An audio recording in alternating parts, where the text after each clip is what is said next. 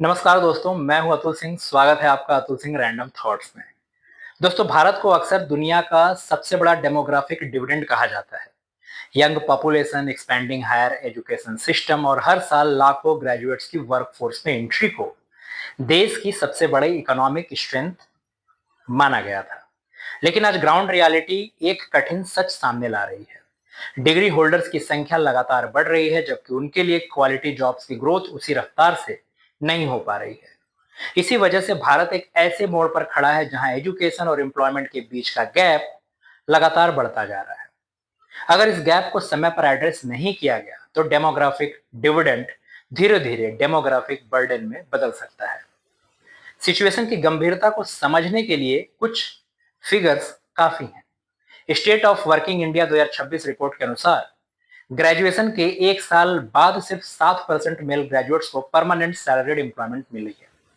White collar jobs के लिए ये फिगर भी केवल 37% के आसपास है। 20 से 29 साल के ग्रेजुएट्स में अनएम्प्लॉयमेंट लगभग 67% तक पहुंच चुका है, जबकि 15 से 29 साल के यूथ में ओवरऑल अनएम्प्लॉयमेंट करीब 15% और 25 साल से कम ग्रेजुएट्स में लगभग 40% तक बताया गया है।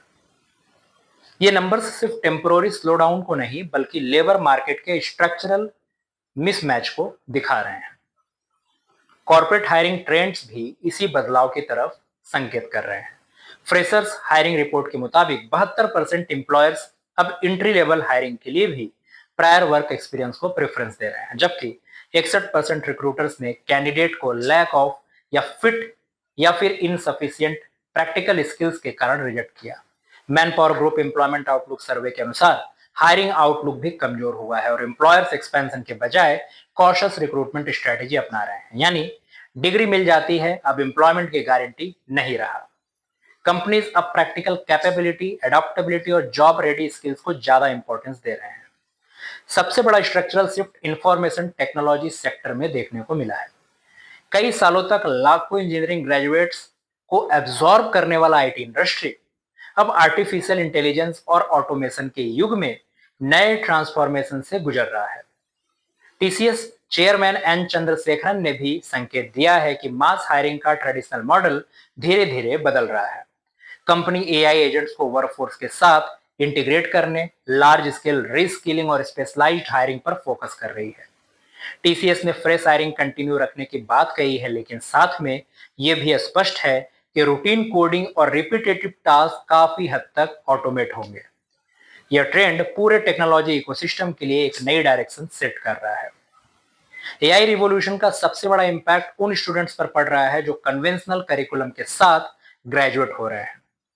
मार्केट को अब सिर्फ डिग्री होल्डर्स नहीं बल्कि AI literacy, data analytics, communication skills, critical thinking, problem solving और डोमेन एक्सपर्टीज वाले प्रोफेशनल चाहिए।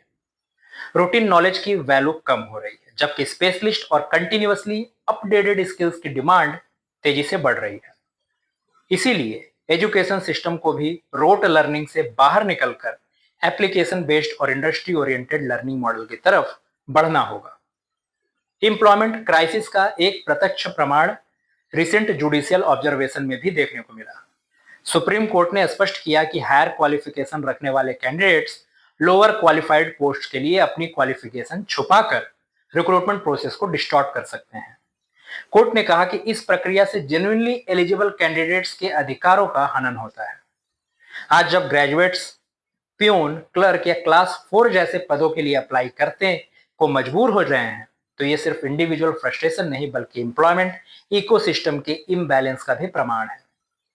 इसका प्रभाव सिर्फ इकोनॉमी तक सीमित नहीं रहता। लॉन्ग टर्म अनएम्प्लॉयमेंट और under employment mental health, family finances और सोशल स्टेबिलिटी पर भी गहरा असर डालते हैं। कई युवा कॉम्पिटिटिव एग्जाम्स की तैयारी में सालों बिता देते हैं। कुछ गिग वर्कर्स या लो पेइंग जॉब्स में शिफ्ट हो जाते हैं, जबकि कई लोग अपनी क्वालिफिकेशन से काफी नीचे काम करने को मजबूर होते हैं। इससे delayed marriages, migration, financial insecurity और साइकोलॉजिकल स्ट्रेस जैसे सोशल कॉन्सिक्वेंसेस भी उभर कर सामने आते हैं। इस चैलेंज का सॉल्यूशन सिर्फ गवर्नमेंट जॉब्स बढ़ाना नहीं हो सकता। एजुकेशन सिस्टम को स्कूल और कॉलेजेस लेवल से ही एम्प्लॉयबिलिटी पर केंद्रित करना होगा। करिकुलम में practical learning, apprenticeships, internships, AI tools, financial literacy, communication, entrepreneurship और डिजिटल स्किल्स को मेन स्ट्रीम बनाना होगा। इंडस्ट्री और एकेडमिया के बीच रेगुलर कोलैबोरेशन के बिना ग्रेजुएट्स को रियल वर्ल्ड एक्सपेक्टेशंस के लिए तैयार कर पाना मुश्किल रहेगा। Manufacturing, logistics, electronics, defence, renewable energy, semiconductor और सर्विसेज जैसे सेक्टर्स भारत के लिए नए एम्प्लॉयमेंट इंजन बन सकते हैं। इसी के साथ एमएसएमईज और स्टार्टअप इकोसिस्टम को और मजबूत बनाना भी आवश्यक है। एंटरप्रेन्योरशिप सिर्फ सेल्फ एम्प्लॉयमेंट का माध्यम नहीं, बल्कि नए जॉब्स क्रिएट करने का भी सबसे बड़ा सोर्स बन सकता है। एक्सेसिबल फाइनेंस, इंक्यूबेशन सपोर्ट और इनोवेशन फ्रेंडली पॉलिसीज लाखों युवा को जॉब सीकर से जॉब क्रिएटर में बदल सकते हैं। अंततः भारत के पास अभी भी डेमोग्राफिक डिविडेंड को इकोनॉमिक डिविडेंड में बदलने का अवसर मौजूद है, लेकिन इसके लिए एजुकेशन, स्किलिंग, इंडस्ट्रियल पॉलिसी और एम्प्लॉयमेंट जनरेशन को एक इंटीग्रेटेड फ्रेमवर्क में देखना जरूरी है। सिर्फ यूनिवर्सिटीज की संख्या बढ़ाने या डिग्रीज डिस्ट्रीब्यूट करने से विकसित भारत का सपना पूरा नहीं होगा।